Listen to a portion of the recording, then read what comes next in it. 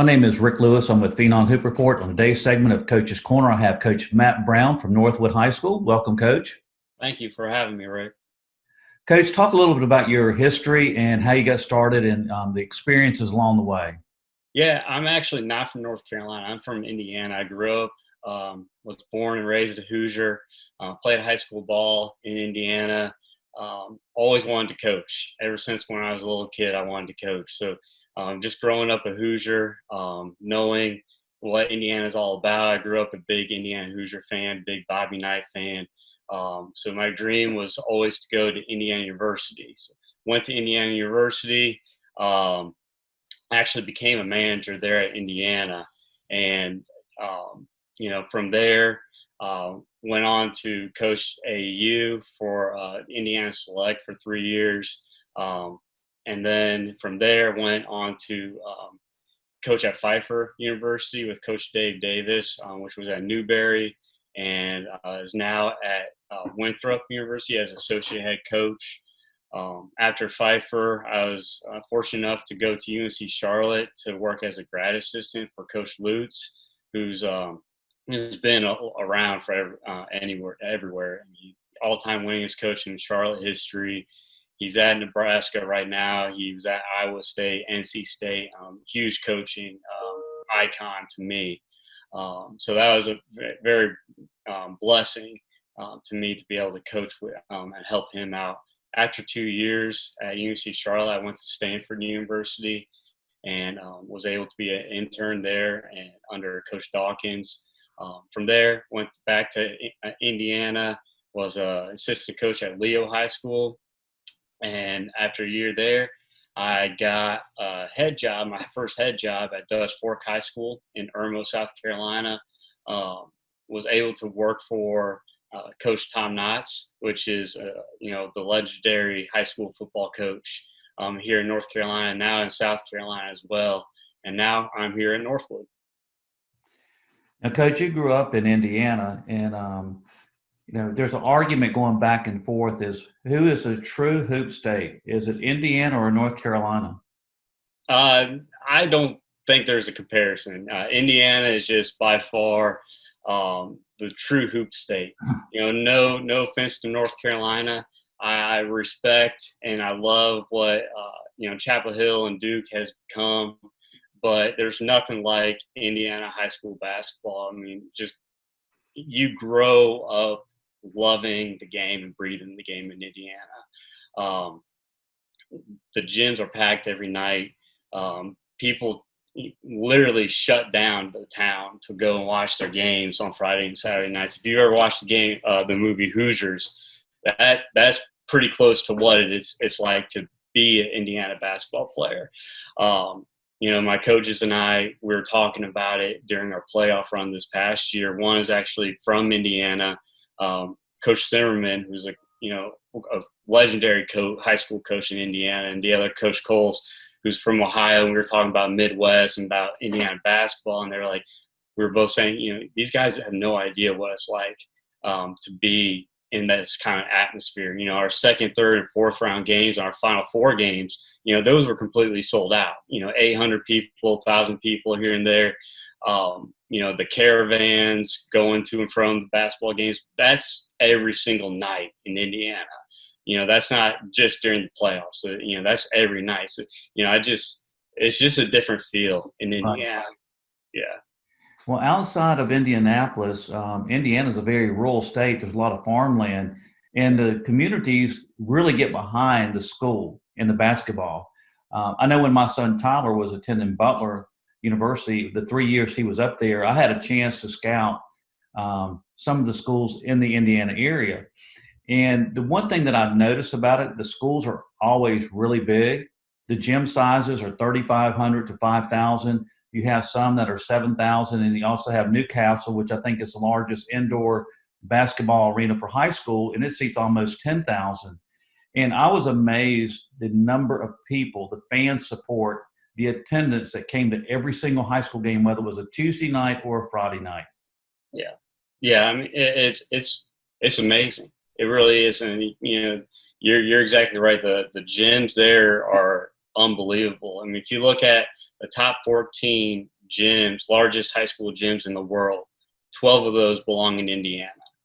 And, just kind of knowing that you're going to go in front of thousands and thousands of fans every night is thrilling. I mean, our Final Four game at Capel Arena, that holds about 4,000 to 5,000. It was pretty much sold out. And that was a huge crowd to us, and we've never really been in front of a crowd like that. And just knowing, like, man, if you go to the sectionals or regionals in Indiana, you're going to have 10,000 people watching you. I mean, just think back, the Damon Bailey State Championship game in the Hoosier Dome. 41,000 people watched that game there at the Hoosier Dome. It was just unbelievable. And, I feel like, though, the Pittsburgh community has really taken a hold of the basketball program, and it really has that kind of small town feel, like like it was back in Indiana and Leo, in my hometown. They've really come to love the game. It's pretty close. The closest thing to Indiana basketball Right. that I've been around is in Pittsburgh. I would say North Carolina produces more quality basketball players as far as that play at the collegiate level and go on to play at the NBA level or professional level. But I would have to agree with you. The fan support that you experience in Indiana is second to none. I know, like I said, the 3 years when Tyler was out at Butler University in Indianapolis, I used to go out there and watch games all the time, and I was just blown away by the number of, people in the stands. It was just amazing, and the size of the gyms were just tremendous. And that's one thing I think Indiana has really invested in, the school systems, and also they really have invested into the athletic programs such as the gyms and the football stadiums and so forth and so on. Now, in 2006, you became a basketball coach for one of the travel ball teams in Indiana. What was it like, coaching at the travel ball level? It was a great experience. I mean, I was really blessed to have been able to get into Indiana Select and been able to coach with the coaches I got to coach with, Coach Jim Reamer and Coach Bob Busher, two really, really great coaches that taught me a lot. It gave me a lot of hands-on experience. They let me, I was 19, 20 years old then, and they let me do anything and everything. They let me practice playing, on-court coaching. They taught me how to relate to the players. They taught me how to game plan. They taught me how to deal with parents. So that was a lot of fun. And we were pretty good. We had 4 kids on that team going to Division I programs. So, it was a lot of fun. We were very successful. And then the very next year, those next 2 years I was with Indiana Select, Coach Reamer actually gave me my own team to coach. So that was really my first head coaching job. It taught me a lot about how to relate to the guys and, how to game plan, how to practice plan, how to on-court coach correctly. There's a lot of things that go into being a head coach that a lot of people don't really expect, especially if you're an assistant. But those two guys really helped me out with my coaching career and kind of set me forth going on into college coaching. In 2006, you had an opportunity to be assistant coach at Pfeiffer University, which is in Meisenheimer, North Carolina. And for the people out there that don't know, at that point in time, Pfeiffer was well known for having one of the most potent offenses in the country. They were averaging like 96 points a game. Talk about your experience going from Indiana, being a coach at the travel ball level. Now you come to North Carolina, you're assistant coach at the collegiate level. Yeah, it was a huge transition. Again, it's just, I knew I wanted to be a college coach. That was like my dream, right? And in order to become a college coach, you have to have connections here and there. But when I sent my resume out, I sent it out to about 600 different coaches and colleges in the world. And I got 2 callbacks. And that was from Old Knee Community College, for Coach Burris, who's at University of Indy right now, and Coach Perrin, who's at Catawba right now, who's at was at Pfeiffer with Coach Davis, and I was really fortunate enough to have Coach Perrin to kind of talk to me about Pfeiffer and talk to me about what it took to kind of get into the college coaching, and he passed my resume along to Coach Davis, and from there, I went out there to do an interview process. Coach Davis' interview process was actually team camp. If I survived team camp for a week and a half and then survived the interview process, I had a good shot of getting that job. And a couple of weeks later, he gave me the opportunity to coach out there. And Coach Davis is probably one of the best people to work for in the coaching business. And he taught me a lot about how to care for players, work ethic, how to relate to them. And he also taught me a lot about family and what's like to be a coach as well as to have a family. I mean, he used to wake up at 4 a.m. every morning. And by 6 or 7 o'clock in the morning when I wake up, I'd have about 30 to 40 emails from him dating at, timing at 4:30 in the morning. So I started waking up at 4 a.m. to help him out a little bit. But I asked him one time, I go, Coach, why do you wake up at 4 a.m. every morning? He goes, well, I get the best work done. I don't get I don't have distractions, but also I get to eat breakfast with my kids. Now, see, he lived right on campus, so he could just walk to and from the office. So he gets up at 4 a.m., does about 2 hours of work, goes home, eats breakfast with his kids and his family, and sends them off to school, and then goes back to the gym. And that had a huge impact on me as a future father and future husband. I'm like, man, this is kind of what I want to do. Like, that's exactly how I want to act. And, the priorities wise. But, I mean, Coach Davis was awesome. He let me do recruiting on the road recruiting, on-court coaching. Yeah, laundry. I drove the bus. I drove the van to and from games. And also I saw a different style of play. I've never been, I had no experience on the 5-in, 5-out system, pressing all the time, scoring 100 points a game, anything like that. So it kind of gave me a different perspective on a style of play that I wasn't used to. Right. Talk about, balancing his life between coaching and his personal. That's a pretty amazing story that he got up at 4 a.m. every morning to get some of the work done, go into work, and then come back to the house to have breakfast with the kids. That's a pretty amazing story. The next year, you had an opportunity to be the grad assistant at UNC Charlotte under Bobby Lutz, who, Bobby Lutz is a legend in the Charlotte area. And more importantly, is he's just a great basketball mind. What lessons did you learn from Coach Lutz when you were at Charlotte? Man, just like kind of Coach Davis, I mean, both those guys had the same kind of morals and values that lined up a lot with mine as well.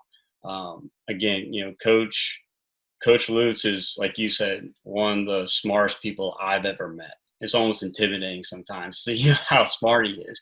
But X and O's wise, a lot of misdirections, wrinkles during the games. Just all those little things that go into a game plan. I learned so much from him. But I think the most important thing I learned from him was his 3 values, were faith, family, and basketball. And, he lived in those values. He lived up to those values. And he actually gave me opportunities to go and speak with him at churches. He would go to church, a couple of churches there in the Charlotte area, and talk about his testimony. And he would bring me along, and I had the opportunity to share my testimony as well. And that gave me a platform that I didn't know I had. As a coach, you have this incredible platform that you can share. Share things that you value with. And Coach Lutz gave me that perspective on, what you have this platform, you need to use it. So that was an incredible thing to kind of witness, and to kind of like, man, hey, this coaching thing is more than just basketball. It goes a lot deeper and has a bigger picture than basketball, and he really got that. Well, you're just young in your career as a basketball coach, and here you are. You've been the coach at Indiana Select. You did that for a couple years. Then you moved to North Carolina. You was assistant coach at Pfeiffer University, and then you're a grad assistant at UNC Charlotte. So, as a young coach, you're making some moves. It's a very fluid situation, but you're observant and learning from all these coaches. The next year, you go out to Stanford to become an interim coach there. What was it like going out to Stanford and comparing the basketball there to it is in North Carolina and Indiana? I mean, the California's culture is totally different from North Carolina and Indiana to begin with. But the high school basketball is the state is so big that you have so much talent. California has such a vast, the university, Stanford, has great tradition. Cal has great tradition. And obviously, UCLA has great tradition. But when I was at Stanford, I didn't really have the time to kind of dive into the high school basketball ranks because I was so invested into Stanford and to what Coach Dawkins was trying to do there and did there.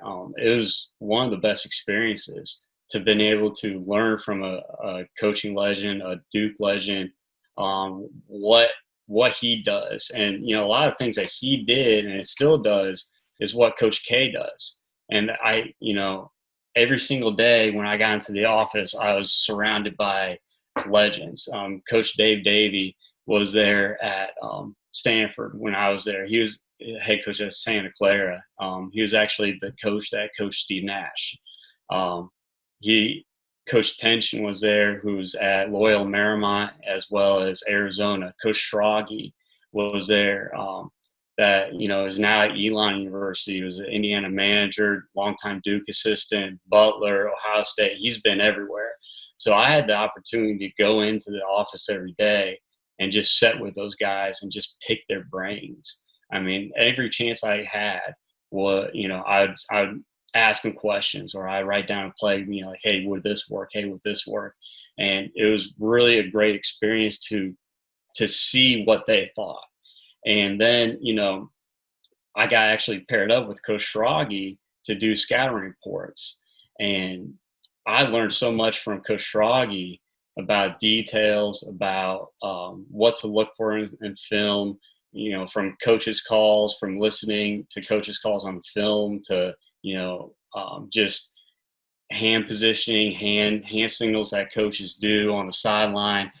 I learned so much from him, and it's pretty incredible to see him now at Elon, doing such great things there this year. I mean, he's going to have so much success there.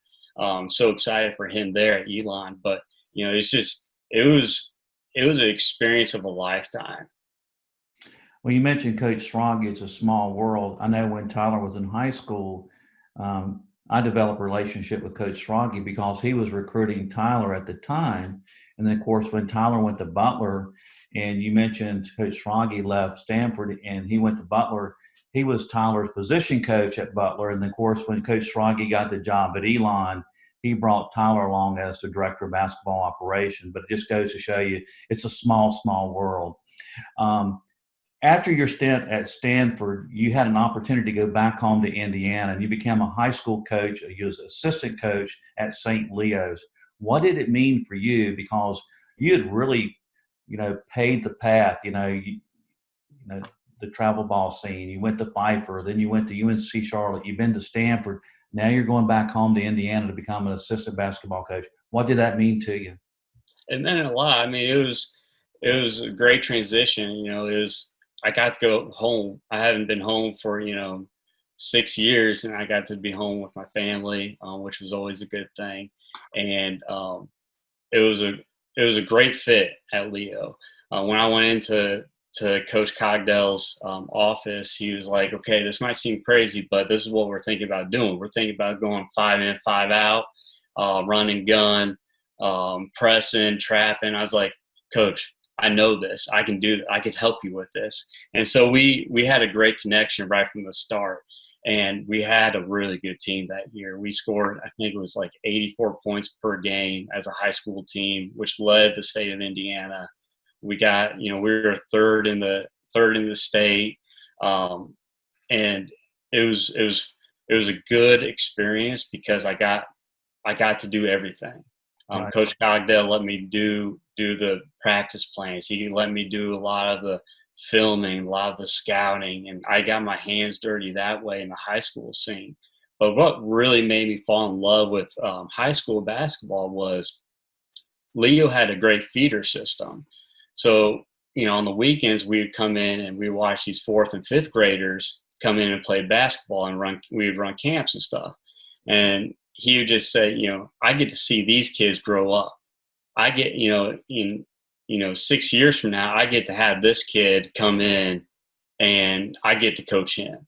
So that really made me think, man, I get to see these kids grow up, become men and become better basketball players and, have an impact on their lives, starting when they're in third or fourth grade. And that really got me thinking, man, I think I really want to coach high school basketball now. I was going to ask you, did that change your mindset? Because originally you were dead set, you wanted to become a college basketball coach, and now you've changed your mind. You say, okay, now I want to do the high school.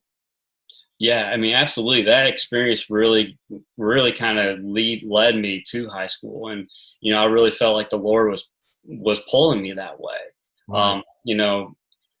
Going from Stanford to Leo, that was a big change. But I mean, I trusted that everything was going to be okay, and I obviously didn't know better, but I mean, he did, and he put me in the right position, and it was a great experience. And that's what you're exactly right. That's what really made me fall in love with high school basketball. Well, you spent 1 year back in Indiana as assistant coach.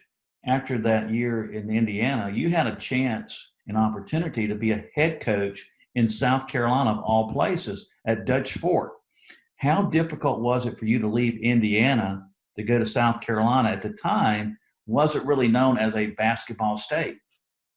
I mean, it was really difficult. My wife now of 8 years, we're actually going to get married that summer in between Leo and Dutch Fork. So we knew that we wanted to be close to family, either in Indiana, North Carolina, or South Carolina region. Because my wife's actually from North Carolina. She's from North Carolina. So I got the call from Coach Knotts, and he basically told me that, listen, I want to talk to you. I want you to come down and talk to you about this opening, but you're not going to get the job. I just want to come in and talk with you. I'm like, all right, that's fine. I was going to come in and I was going to go down to North Carolina anyways, see my fiance to do some wedding planning. So I might as well just go down to South Carolina for a couple of days. So we talked. 2 days later, he called me up again for another interview. And then 2 days later after that, I was the head coach at Dutch Fork. So, I mean, it happened all really quickly, but I learned so much in those first couple of years at Dutch Fork, what not to do, and what to do. And he really helped me out. I mean, I was really blessed to have worked for Coach Knotts because he taught me so much about how to treat people, what a championship program looks like and what it should be like. But that was such a great experience. I was kind of thrown into the ocean and a bunch of sharks and, kind of learn on the go. But, first 2 years was hard. But my third year, we actually won 19 games, made to the Elite Eight, and then, really started turning around the program and, had a lot of success there. Was able to go to the state tournament 4 out of my six years there. Was able to coach 2 Division I players, and my last year there at Dutch Fork, all 8 of my seniors received a college scholarship. So that was, it's just something to say that the culture did change, as well as the work ethic and the guys and everything. They really bought into that, and I was really blessed to be able to be in those kind of situations, as well as met a lot of good friends. Coach Whipple over at Irmo High School, coaching legend, won over 800 games, multiple state championships. He really kind of took me under his wing and helped me out and gave me a lot of things that we do here at Northwood, you know, that he does at Irmo. So, you know, I'm very grateful to him and that relationship there in South Carolina. You must have had an impressive interview process because at the time you said you could interview for it, but you weren't going to get the job. But you ended up, 2 days later, you had the job. Yeah, it was pretty crazy. Coach Knotts actually said, "Hey, you kind of remind me of a younger me," and so I mean that kind of was like, "Oh, okay, I'm you know I might be okay here." But I mean, yeah, it was pretty. It was interesting. It was, and it was a big time job. It was a big 4A, 5A school, and Coach Knotts was in there wanting to turn around all the athletic programs. And again, I'm very grateful that he took a chance on me. Well, it wasn't too much of a chance looking at your resume. You started out in Indiana and you was coaching at a high profile AAU program. You go down and you're coaching at Pfeiffer. You learned under Bobby Lutz. You go out to Stanford. You're working under Johnny Dawkins. You go back to Indiana at St. Leo's as an assistant. So I think that was a pretty easy choice for him to make. I don't know about that, but I appreciate that. Thank you. Now, in 2017, after a very successful stint at Dutch Fork, you had the opportunity to come to North Carolina and you became the head coach at Northwood in Pittsburgh. How difficult was that decision to leave that program, which you basically took from the ground up and you turned the program around and built it up to a very successful program? Now you're going to Northwood. They had some success early, and then after Russ Frazier left, they had sort of a down period. So you're going back into a situation where you're rebuilding once again. Yeah, I mean, during that time, my wife and I were actually.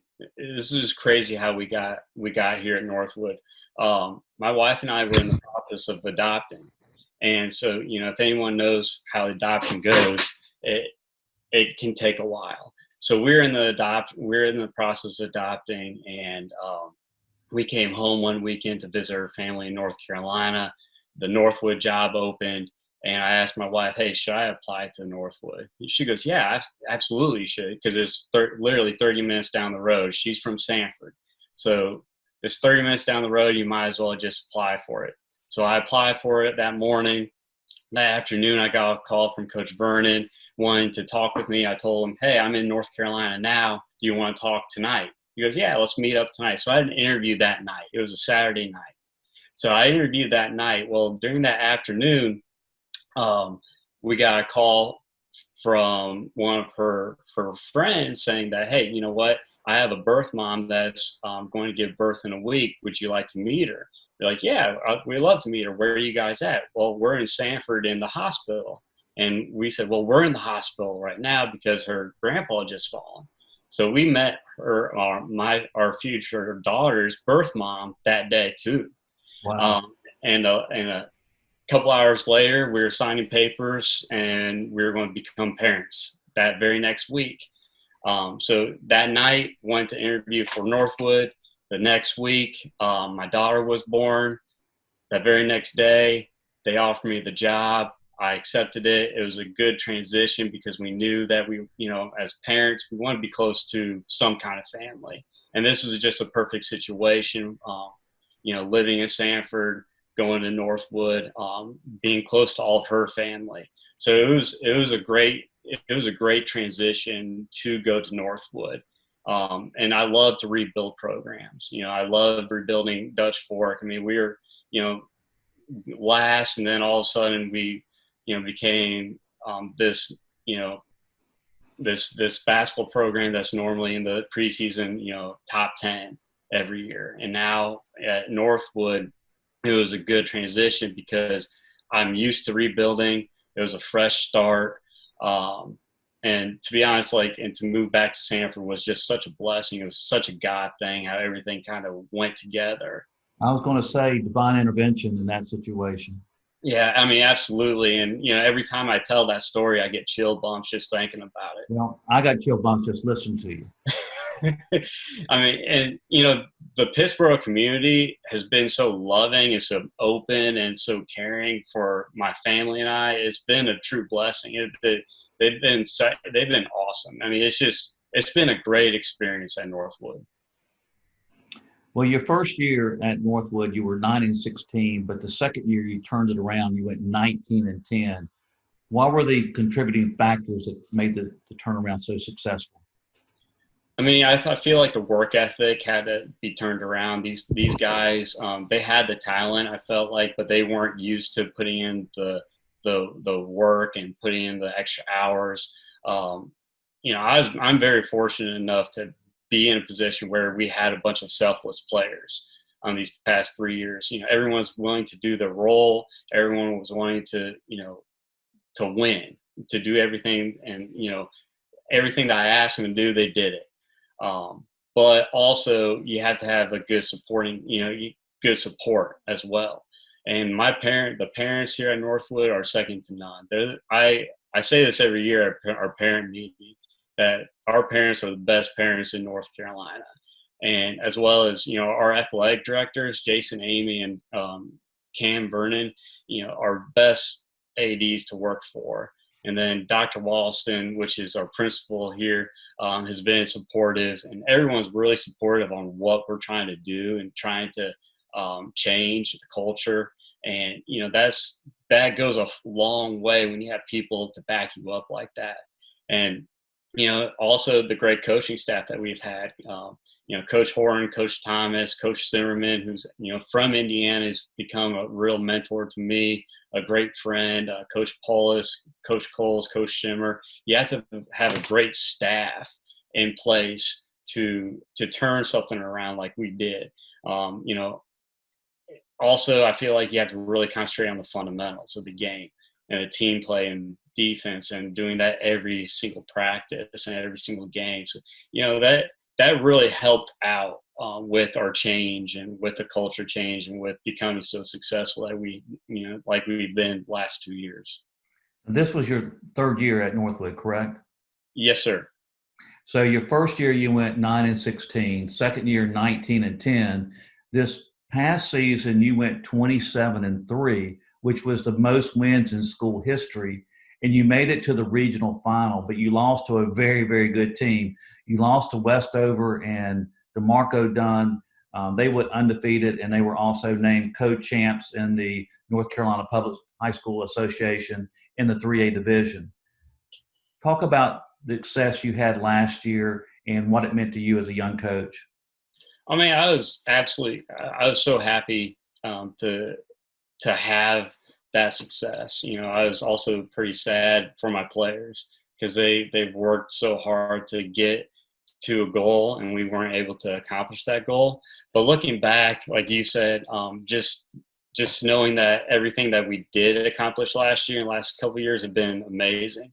To tie for the most wins, our first 3A Big 8 championship, 4 home playoff games, been able to host a Christmas term for the last 2 years, got teams from North Carolina, South Carolina, and Georgia in. That's been pretty successful. Back-to-back Sweet 16s, and our first Final Four in 3A in school history. It's been a blessing. But what's also been a blessing is how refreshing it was to see their character throughout the playoffs last year and these past 2 years on and off the court.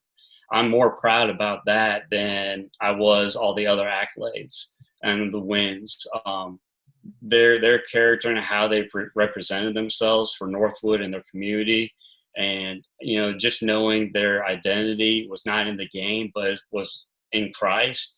We talked about that, and we had individual conversations about that, and you could see these guys really growing up throughout the year, and I'm more proud of that than the actual wins. I would love to win that game, but looking back at it, I'm more proud of those guys than anything right now.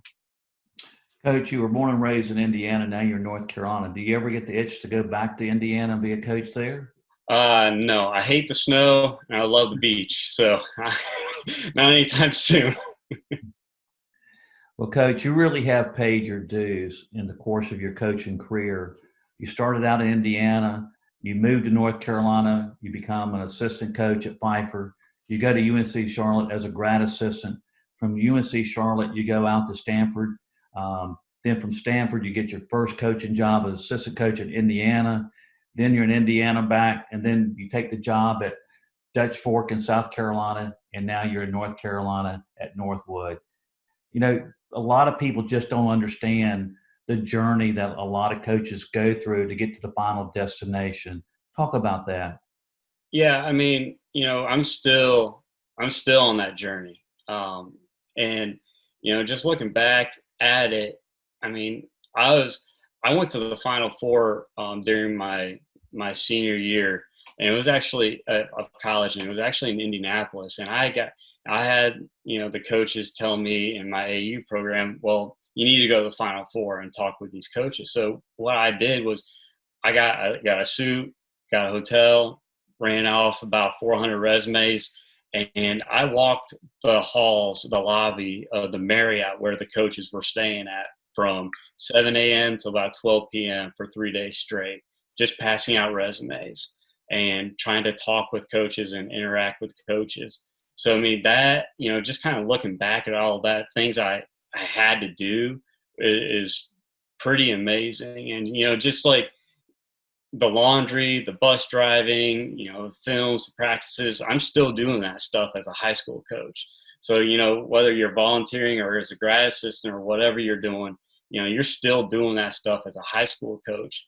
But, that just kind of goes to show you have to love the game to do this. And, I absolutely love the game and love what it stands for. But you also, looking back on it, you have to have a supportive wife.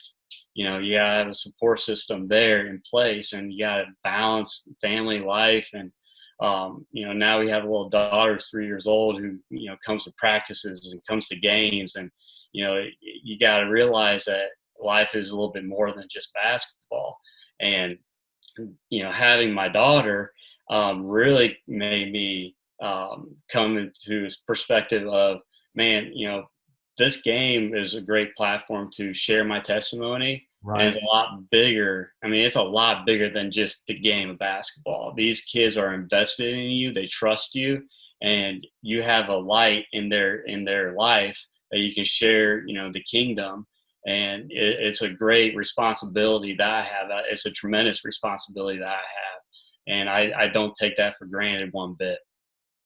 Coach, you have an amazing story, testimony, and an unbelievable journey to get where you are at Northwood. And like you said, the community there is very supportive, but more importantly, the community of Pittsburgh and the school at Northwood is very lucky to have you as a coach.